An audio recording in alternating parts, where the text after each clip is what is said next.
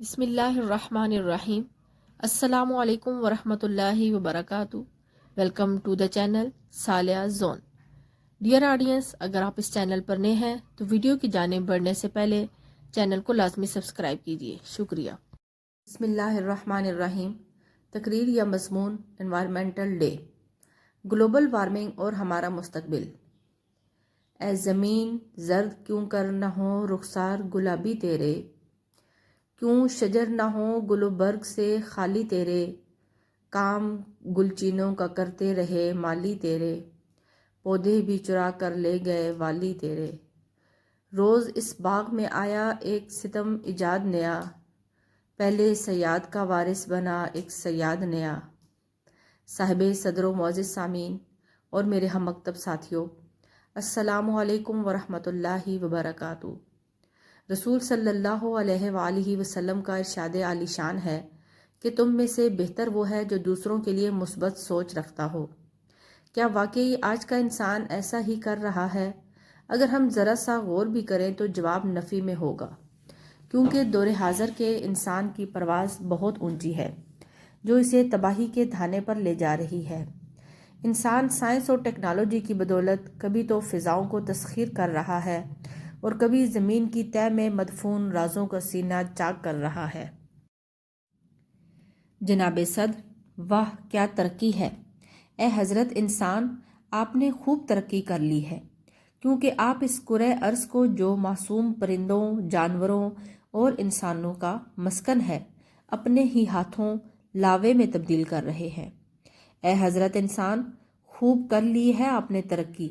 اشرف المخلوقات کہلانے والوں، آپ نے اپنی آسائشات کے لیے فیکٹریوں پر فیکٹریاں لگائیں، زہریلا دھواں اگلنے والے پلانٹس لگائے، جنگلات کا بدریغ قتل عام کیا، اور اب کرۂ ارض سے زندگی روٹھتی جا رہی ہے، اور وہ وقت زیادہ دور نہیں جب زمین گیسوں کی آماج گاہ بن کر رہ جائے گی۔ اسی تناظر میں میرا موضوع سخن گلوبل وارمنگ اور ہمارا مستقبل ہے۔ صدر نشین، زمین کو سب سے بڑا خطرہ گرین ہاؤس گیسوں سے ہے۔ زمین سے فضا میں پھیلنے والے تمام مادوں کے اخراج کی ذمہ دار ہمارے ہاتھ سے بنی ہوئی ٹیکنالوجی ہے۔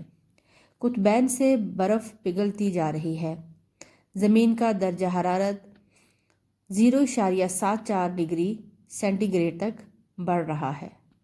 امریکہ جیسے ترقی یافتہ ممالک نے کیوٹو پروٹوکول پر ابھی دستخط نہیں کیے، جو کہ انسانیت کے منہ پر تھپڑ مارنے کے مترادف ہے۔ حاضرین مکرم، آئیے دیکھتے ہیں کہ موسمی تبدیلی سے زمین کو کون کون سے خطرات لاحق ہیں۔ زمین سے اٹھنے والی زہریلی گیسوں کی وجہ سے فضا آلودہ ہو رہی ہے اور جنگلات کٹنے کی وجہ سے آکسیجن کم ہو رہی ہے۔ 1824 میں جوزف فورئر نامی سائنسدان نے بروقت خطرے سے آگاہ کر دیا تھا۔ اس نے اپنے نظریے میں کہا تھا کہ گرین ہاؤس گیس پانی کے بخارات کاربن ڈائی آکسائیڈ اور میتھین مل کر ماحول کو تباہ کر رہے ہیں۔ امریکہ، بھارت اور چین ایک محتاط اندازے کے مطابق دنیا میں نصف آلودگی کے ذمہ دار ہیں، اور دنیا میں 25% آلودگی انہی ممالک سے پھیلتی ہے۔ 2001 میں صدر بش نے یہ کہہ کر کیوٹو معاہدے پر دستخط نہ کیے کہ ایسا کرنے سے امریکہ کی معیشت تباہ ہو کر رہ جائے گی۔ امریکہ نے ساتھ ہی یہ بچگانہ شرط بھی عائد کر دی کہ وہ اس وقت تک اس معاہدے پر دستخط نہیں کرے گا جب تک اس میں چین اور بھارت شامل نہیں ہو جاتے۔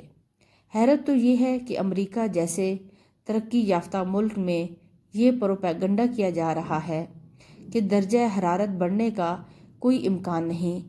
یہ کچھ نام نہاد سائنسدانوں کی پھیلائی ہوئی من گھڑت کہانی ہے، جو اپنی دکانداری چمکانے کے لیے گلوبل وارمنگ کا چوہا چھوڑ رہے ہیں۔ دنیا بھر میں زہر کی تقسیم کا مسئلہ ہو یا کیڑے مار ادویات سے ہلاکتیں، صنعتی مادوں سے پیدا ہونے والی بیماریاں ہوں یا فضلات سے نکلنے والے آلودگی ہو، زمین کو تباہ کرنے کی اس سازش میں ترقی یافتہ ممالک کا زیادہ ہاتھ ہے، جو ٹیکنالوجی نہیں کفن بیچتے ہیں، جو مرہم نہیں زخم بیچتے ہیں، جو حیات نہیں موت بیچتے ہیں۔ یہی صنعتی ممالک فرشتوں کے روپ میں شکاری بھیڑیے بنے زمین حیات کا مستقبل ہی مخدوش کر رہے ہیں۔ حضور صلی اللہ علیہ وآلہ وسلم نے فرمایا کہ جس شخص نے کسی ناجائز معاملہ میں اپنی قوم کی طرفداری کی، اس کی مثال ایسی ہے جیسے کوئی اونٹ کنویں میں گر گیا ہو اور اسے دم سے پکڑ کر کھینچا جا رہا ہو۔ امریکہ جیسے انسانی حقوق کے علم بردار کتنی خوبصورتی سے انسانیت کی ہلاکت کا سامان کر رہے ہیں۔ اس نے میرے زخموں کا کچھ یوں علاج کیا، اس نے میرے زخموں کا کچھ یوں کیا علاج، مرہم بھی لگایا تو کانٹوں کی نوک سے۔ حاضرین کرام، یہ تھی وہ تمام گفتگو جس سے آپ اور ہم سب، ہماری زمین، ہمارا ماحول متاثر ہو رہا ہے۔ اب دیکھنا یہ ہے کہ ہم کس طرح سے اپنے آپ کو محفوظ کرتے ہیں۔ شکریہ۔ ویڈیو اچھی لگی ہو تو ویڈیو کو لائک اینڈ شیئر اور چینل کو سبسکرائب کیجیے۔ اللہ حافظ۔